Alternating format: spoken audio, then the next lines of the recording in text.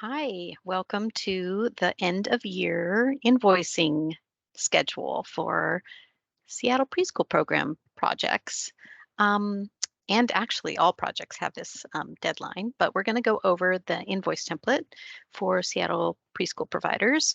So we're starting off. I am a senior GNC here at DEEL. My name is Tarni Sheldon. I'm one of three senior GNCs. You may be working with Megan Jackson or Maria Gonzalez.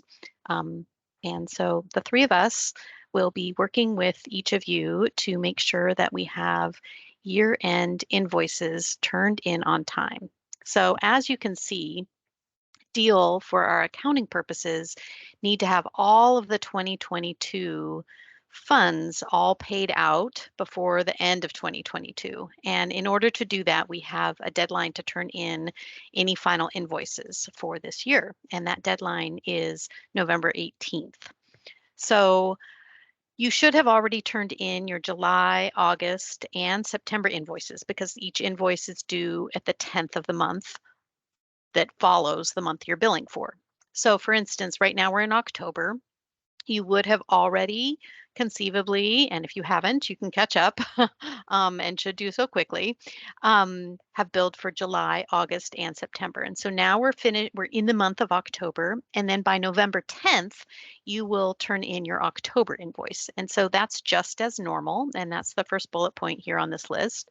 And then the November invoice is due on November 18th, which is strange because usually it would be due December 10th. But because of the end of the year, November and December invoices get crunched up a little bit. And I'll show you how that works using your invoice template in the dashboard in a moment. And then in January 2023, you'll turn in your invoice for January. After January has passed, you'll be invoicing for the work that you did in January, and that'll be due on February 10th of 2023. I'll show you this again at the end of the video, but I just wanted to start with that so you had those dates and kind of that framework in your head. So let me go ahead and just show you a little bit more. I think it'll make more sense when you see it on the invoice dashboard. I did want to point out that when you have your invoice template, please make sure that you're using the version that was revised 9/30/22. If you did get a revised invoice, we want to use that most revised version. And that was I think it's only for agencies that have a comprehensive support payment. Some agencies, you don't have this, and so you probably didn't get a revised invoice, and so that's okay. But for those of you that do have this as part of your contract, please make sure you're using this template that is revised 9/30/22. I also wanted to point out that the invoice template down here at the bottom on these tabs, you can click on instructions and you'll get the instructions for how to fill out the invoice template in any given month. I'm going to have a little bit of difference that I'm going to show you just for this one end of the year time that we're doing, this November, December. But these are the basics and they're just really step by step and clear. If for some reason, though, they seem a little confusing to you, feel free to reach out to your senior GNC, Grants and Contract Specialist, myself, Maria, or Megan, and we can help you out. So let's go ahead and talk about doing your October invoice. This will be a normal one. This will be due November 10th, as all invoices are usually due on the 10th of the next month. So for October, you'll go ahead and you'll select it from the drop-down menu. And I've already done that here. So go ahead and select October. It pre-fills for your base pay, all the baseline payment up through October. And haven't earned any performance yet because fall TSG hasn't been turned in. So we're going to skip that section. We'll go to other payments, section 3 here. In this particular example that I'm providing right now, the agency in this example would have already billed for their teacher credential pay enhancement in July and family support. They did their initial plan and their family support monthly report in July and received those other payments as well. And then in August, they again billed for teacher credential pay. They also took one of their 2 COVID payments and billed for that as well, and their family support payment, and they turned in the August monthly report for that. In September, they billed in this example the same thing, and now we're doing the October billing. So This will be the invoice that we turn in by November 10th. We're going to go ahead and bill for teacher credential pay enhancement, and we're going to go ahead and bill for family support payment. And perhaps at this point, if there's comprehensive support in your contract and you've met with your DEEL coach and gotten signed off also by your DEEL ed spec, perhaps you have a plan in place and you're getting reimbursed for $4,000 that you spent in October for comprehensive supports. That's just if you have this in your contract. Okay, so that's the October invoice. And if you go back here to the invoice cover sheet, it will have all filled in for you. So here we have October. Here we show what we've earned this period, which is the base pay in this category. Here's the teacher credential pay in this example, in this category, family support, as well as the $4,000 of comprehensive support that for this particular agency, and that's a total of $26,112.07. So that's for the October invoice, and you would send this cover sheet in as well as a PDF of this dashboard and the associated reports. So you would need the family support monthly report in this case, and if you were billing for comprehensive supports, you would need that signed comprehensive support form by your DEEL coach and your DEEL ed spec, as well as the what you're reimbursing for. So whatever invoice you have on that end. So that's just as normal. Now, because we're coming to end of year, by November 18th, you're going to need to turn in your November invoice and your December invoice. And that's way earlier than they're normally turned in on a month-to-month basis, but it's normal for year end. So year end, we crunch it up a little bit. And so you're going to go ahead and click on November in the drop down. It'll give you it'll populate your base pay. I'm going to skip over performance because we haven't earned that yet. I'm going to go ahead and for November, even though you're turning in the invoice mid-November, DEEL is going to assume that everything's in progress for November, and you're going to get your teacher credential pay enhancement if you have that. You'll get your family support payment, even though your family support monthly report is going to have some things that you've actually done, maybe in the beginning part of November, and some things on the report, but that you anticipate doing before the end of November. So you're going to still turn in that report and still get paid in full for having completed November, even though it's only November 18th. So you're going to go ahead and click that in. Here's your invoice cover sheet. It's now the November invoice, has all of those things that you're billing for, and you'll submit that as well as the reports, even with anticipated work you'll be doing for the remaining part of November, and you'll submit that by November 18th in an email to your senior GNC, as well as CCing your ed spec so that they can see it as well. Now, the tricky part is you also, by November 18th, I keep saying that date because that's the deadline, will need to turn in a December invoice. So you'll go back up here in your dashboard, click on December, that populates here, so you're getting your base pay.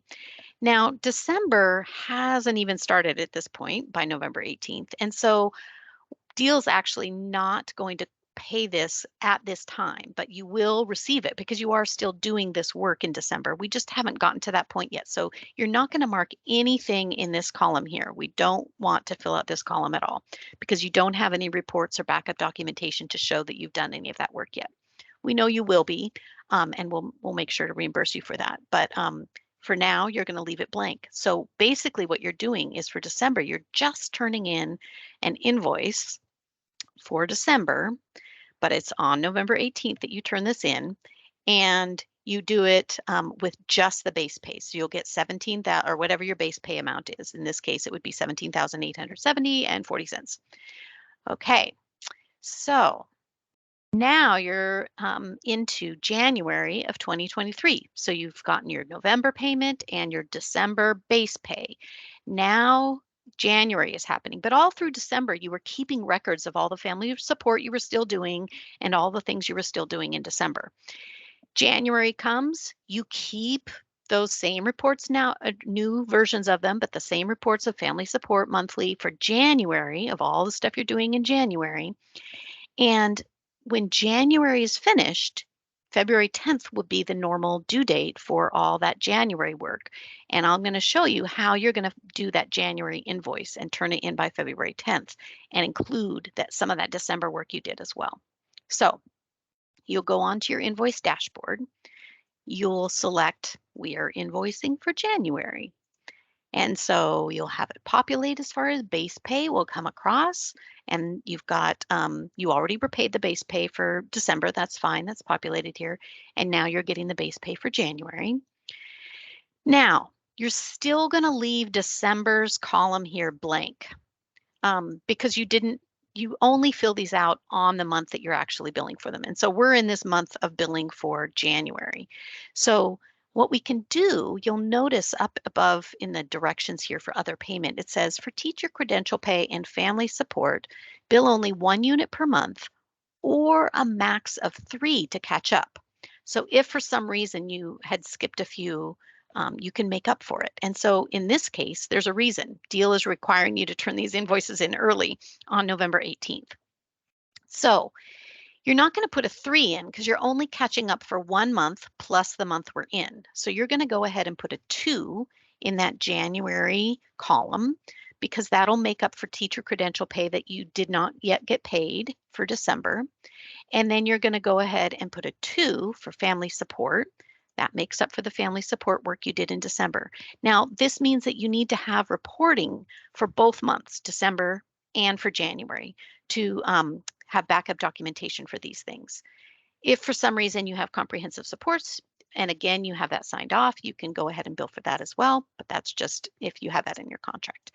The main point is that you're making up for December that you were not paid for last in 2022. Now you get paid basically double, but it's just making up for what you missed. So if you go to your invoice cover sheet, you'll see you have the same just normal base pay that you get each month because this is for January. However, you're getting double what you would normally get for family support and teacher credential pay because it's making up for what you missed in December. And so that particular payment will be $26,353.73 in this case, depending on what your agency contract is, that amount may differ. So to recap, October invoice is due as normal. And we're almost done with October, so you should be getting ready, getting all that documentation together to fill in and submit that October invoice in an email with all the attachments to your senior GNC. Then you'll start gathering November and December invoices. They will be 2 different invoices like I showed you in the demo. You'll have a November invoice and you'll have documentation that goes with that so that you can bill for everything for November, even though it's November 18th that you'll be turning it in by. And you'll also email a December invoice, but that's just for the base pay. You won't be billing for anything else and there won't be any other documentation that goes with that particular invoice at that time. Then in January of 2023, you make sure you have all your December stuff together and you collecting all your January stuff. And the invoice for January is due February 10th, and you'll bill for the December other pay, including all the supporting backup, and then you'll bill as normal for January base and other pay with all the supporting reports and backup. So if you have questions or want support as you're figuring this out, feel free to contact your senior GNC. We're totally happy to help you, and share this video with whomever in your organization needs to know these deadlines. And just mark your calendar for a couple days before November 18th to grab all your stuff and put it into the invoices and make sure that it's in an email to us and received by us before 5 p.m. on November 18th, 2022. Hope this helps. Again, feel free to call out or call us or email us. Thanks.